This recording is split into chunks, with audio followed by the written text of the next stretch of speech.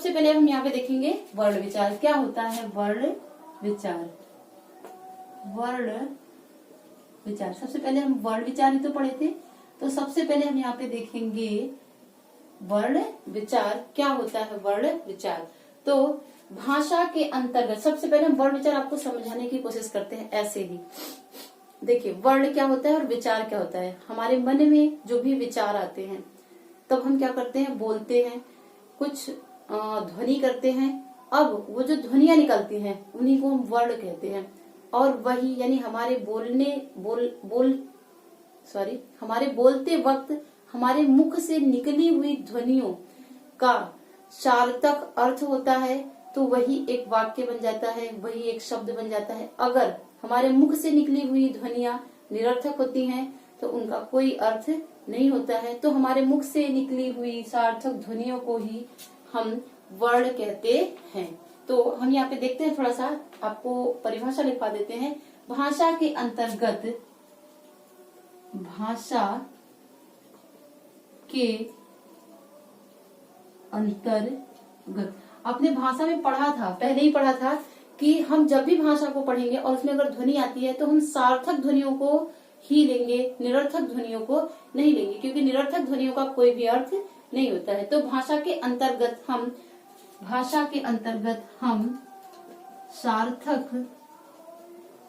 सार्थक का मतलब समझते हैं ना, जिसका कोई अर्थ हो, और निरर्थक जिसका कोई भी अर्थ ना हो। सार्थक ध्वनियों पर विचार करते हैं। ठीक, मतलब हमारे मुख से निकली हुई, जब भी हम बोलते हैं तो हमारे मुख से निकली हुई कोई भी सार्थक ध्वनि, जो भी सार्थक ध्वनि निकलेगी हम उसी पर विचार करेंगे, यानी हम क्या कहना चाहते हैं उसी के अंतर्गत हम समझते हैं। आगे व्याकरण में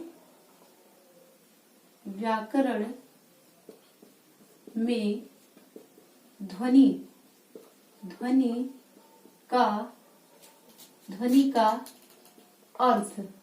का अर्थ वर्ण होता है। क्या होता है? वर्ण होता है। क्या होता है? वर्ण। देखिए व्याकरण में जो भी हमारे मुख से ध्वनि निकलेगी वही वर्ण कहलाता है। अब ऐसा तो नहीं है कि हम जो बोले जा रहे हैं, जो भी हम वाक्य बोल रहे हैं वो पूरा का पूरा वर्ण ही होगा, नहीं। वर्ण वो होता है जो सिर्फ एक ध्वनि होती है और वह सार्थक होती है। ठीक, और थोड़ा सा और हम देखते हैं इसी में, ध्वनि के सार्थक। देखिए आ गया ना यहाँ पे फिर से कि ध्वनि के सार्थक या ध्वनि के सार्थक एवं लिखित रूप को ध्वनि के सार्थक एवं लिखित रूप को वर्ण या अक्षर कहते हैं। ध्वनि के सार्थक एवं लिखित रूप को वर्ण या अक्षर समझा देंगे, अभी आपको ये समझ में आ जाएगा। ठीक, अक्षर कहते हैं। ठीक, उसके बाद एक दो ये हम यहाँ पे एक प्रकार से वर्ण जो होता है ना, वर्ण, इसकी हम विशेषताएं देख रहे हैं कि क्या होता है वर्ण। वर्ण हमारे भाषा में कितना महत्वपूर्ण है। और हम देखेंगे वाक ध्वनि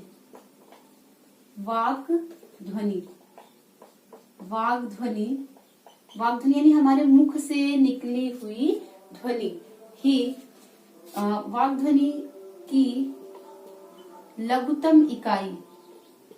लघुत्तम का मतलब समझते हैं छोटा से छोटा, लघुत्तम इकाई वर्ण होता है। लघुत्तम इकाई क्या होता है? वर्ण होता है। कभी कभी पूछ लिया जाता है कि वर्ण की परिभाषा लिखिए, वर्ण की विशेषता लिखिए, तो आपको बताना पड़ेगा।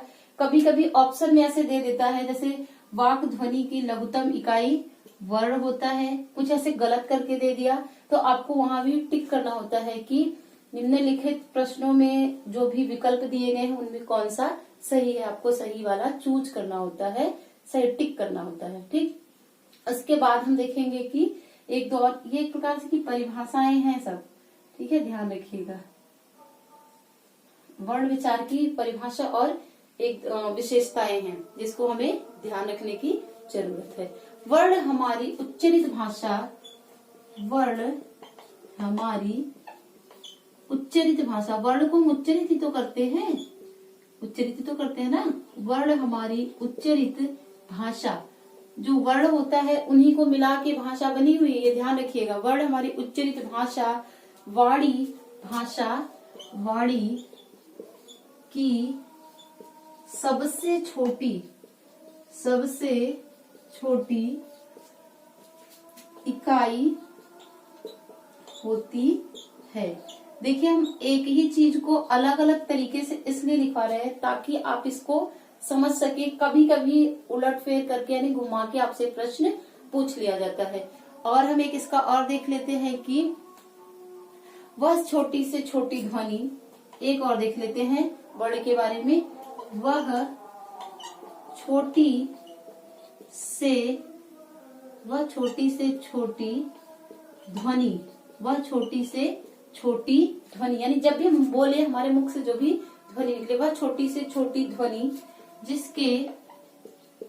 जिसके टुकड़े ना हो सके, जिसके टुकड़े न हो सके, जिसके टुकड़े ना हो सके वर्ण कहलाते हैं। क्या कहलाते हैं? वर्ण कहलाते हैं। ठीक, इसको समझिए। उसके बाद हम आपको अभी यहाँ पे उदाहरण के माध्यम से समझाएंगे और तब आपको अच्छे से समझ में आ जाएगा। ठीक, एक बार इसको समझने की कोशिश करिए। क्या होता है वर्ण विचार? भाषा के अंतर्गत हम सार्थक ध्वनियों पर विचार करते हैं। बिना ध्वनि के भाषा नहीं बन सकती है। आप ध्यान रखिएगा कि अगर हमारे मुख से ध्वनि नहीं निकलती है तो वह भाषा नहीं बन सकती। और सांकेतिक में तो आपको वैसे भी पता है, सांकेतिक भाषा को माना नहीं गया है भाषा। तो हाँ, अगर हम लिखेंगे तो हमारी वो लिपि वाली रूप हो जाएगा। तो भाषा के अंतर्गत हम सार्थक ध्वनियों पर विचार करते हैं, निरर्थक नहीं, सार्थक, जहाँ पे हमारे बोलने का कुछ न कुछ सार्थक अर्थ हो। व्याकरण में ध्वनि का अर्थ वर्ण होता है, यानी जो हम व्याकरण पढ़ते हैं उसमें जो भी ध्वनि होती है उसका अर्थ होता है वर्ण। ध्वनि के सार्थक एवं लिखित रूप को, ध्वनि के सार्थक एवं लिखित, जब हम बोलेंगे ध्वनि होगी, जब हम लिखेंगे वर्ण होगा। हम जो भी ध्वनि करेंगे, हम जो कुछ भी बोलेंगे वो ध्वनि हो जाएगा और उसी ध्वनि को जब लिख देंगे तो वह वर्ण हो जाएगा, लेकिन वह सार्थक होना चाहिए, निरर्थक ध्वनि। वाक ध्वनि यानी हमारे मुख से निकली हुई ध्वनि की लघुतम इकाई, लघुतम का मतलब होता है छोटा से छोटा या छोटी से छोटी, तो वाक ध्वनि लघुतम इकाई वर्ण होता है। बहुत पूछा जाता है वाक ध्वनि की लघुतम इकाई क्या होता है, इस तरह से पूछ लिया जाता है। तो क्या होता है? वर्ण होता है। वर्ण हमारी उच्चरित भाषा या वाणी की सबसे छोटी इकाई होती है। कोई सा भी एग्जाम हो, अगर भाषा है तो पूछ लिया जाता है। इन सबसे भी बहुत क्वेश्चन बन ही जाते हैं कि सबसे छोटी इकाई क्या होता है, लघुतम इकाई क्या होता है, या भाषा की सबसे छोटी इकाई, भाषा की सबसे लघुतम इकाई, या वर्ण क्या है, इस तरह से क्वेश्चन पूछ लिए जाते हैं। वह छोटी से छोटी ध्वनि जिसके टुकड़े न हो सके वर्ण कहलाते हैं। ये सबसे अच्छी परिभाषा इसकी ये है, ये ध्यान रखिएगा। वह छोटी से छोटी ध्वनि जिसके टुकड़े न हो सके वर्ण कहलाते हैं। अभी हम आपको यहाँ पे उदाहरण के तौर पे समझाएंगे, आपको तुरंत समझ में आ जाएगा। स्क्रीनशॉट लीजिए, फिर आगे बढ़ते हैं। चलिए इरेज करते हैं। हम आपने स्क्रीनशॉट ले लिया होगा, आगे बढ़ते हैं। एक एक चीज को थोड़ा अच्छे से आप लोग समझिएगा। अगर एक बार भी ना समझ में आए तो वीडियो को 2-3 बार देखिएगा। हम उम्मीद करते हैं कि आपको पूरी तरह से अच्छे से समझ में आ जाएगा। ठीक, तो हमने नीचे एक परिभाषा देखा कि वह छोटी से छोटी इकाई जिसके टुकड़े नहीं किए जा सकते वही क्या कहलाते हैं? वर्ण कहलाते हैं। अब हम देखिए विचार पढ़ रहे हैं ना, वर्ण विचार। ठीक, तो जैसे हम मान लेते हैं कि पानी, हमने क्या लिखा? पानी। क्या हम इसको तोड़ सकते हैं? यानी ये ध्वनि या ध्वनियों को मिलाकर ये एक शब्द बना है। किसको मिलाकर? ध्वनियों को मिलाकर एक शब्द बना है। यहाँ पे हम थोड़ा सा लिख देते हैं, ध्वनियों को मिलाकर शब्द बनाया जाता है, शब्द बनाया जाता है। किसको मिलाकर? ध्वनियों को मिलाकर शब्द बनाया जाता है। ये पानी है, क्या हम पानी को तोड़ सकते हैं? बिल्कुल, हम इनको अलग अलग कर सकते हैं। इनको हम एकदम छोटी से छोटी इकाई में बदल सकते हैं। देखिए हम बदलते हैं कैसे। पहले तो एक हो गया प, धन, प पे हम हलंत लगा देंगे, क्योंकि जो भी व्यंजन होते हैं उनमें स्वर छिपा होता है, और जब स्वर अलग हो जाता है तो व्यंजन पे हलंत लग जाता है, यानी व्यंजन आधा हो जाता है।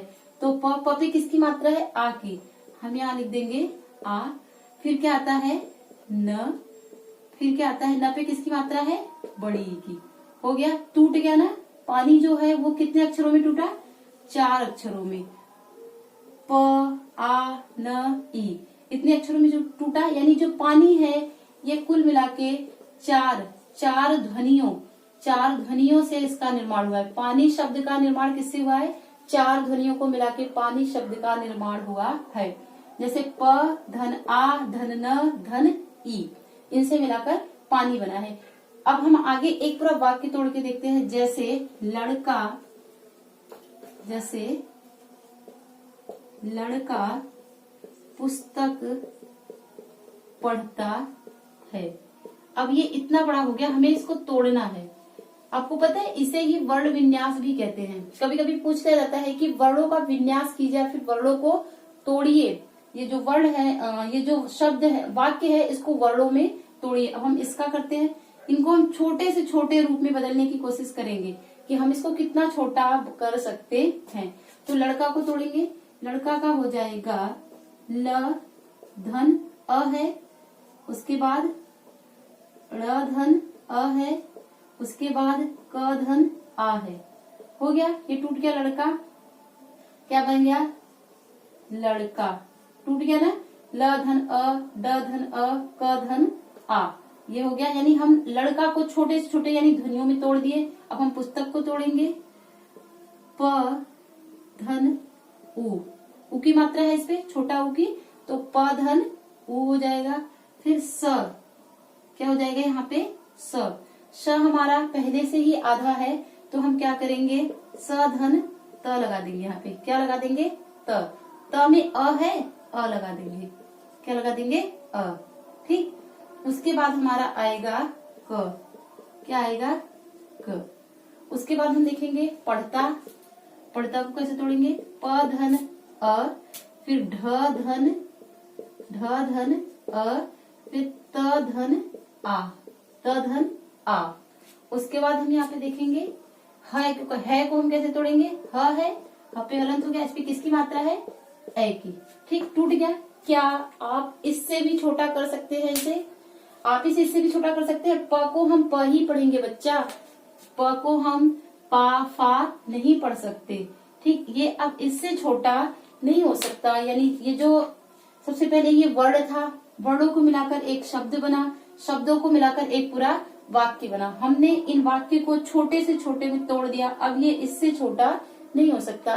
यानी हम ये कह सकते हैं कुल मिलाकर कि वर्णों की, या फिर हम ये कह सकते हैं कि वह छोटी से छोटी ध्वनि जिसके टुकड़े नहीं किए जा सकते वही वर्ण कहलाते हैं। आपने देखा यहाँ पे एक एक वर्ण अलग हो गया है, इसे वर्ण विन्यास भी कहते हैं। वर्ण विन्यास मैंने किसी परीक्षा में देखा था, मुझे याद नहीं आ रहा है, किसी परीक्षा में मैंने देखा था, कुछ इस तरह से वाक्य दिया था और बोला गया था उसमें कि निम्नलिखित शब्द का वर्ण विन्यास कीजिए या बताइए कि इसमें से कौन सा सही है।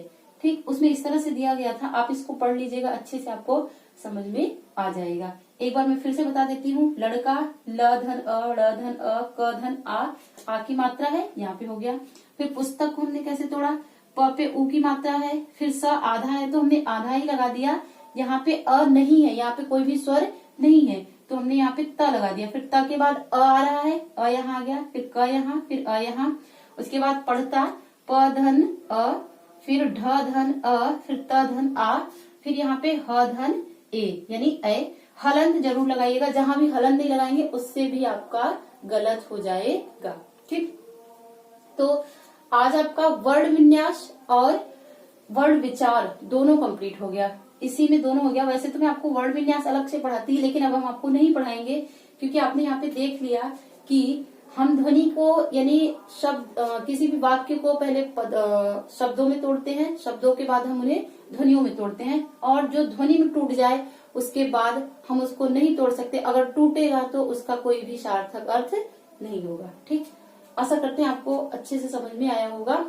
जहां भी थोड़ी बहुत दिक्कत हुई होगी, जैसे लाइट की प्रॉब्लम हुई होगी, आपको अच्छे से दिख नहीं रहा होगा या मेरी वॉइस नहीं आप तक जा रही होगी, तो उसके लिए क्षमा चाहते हैं।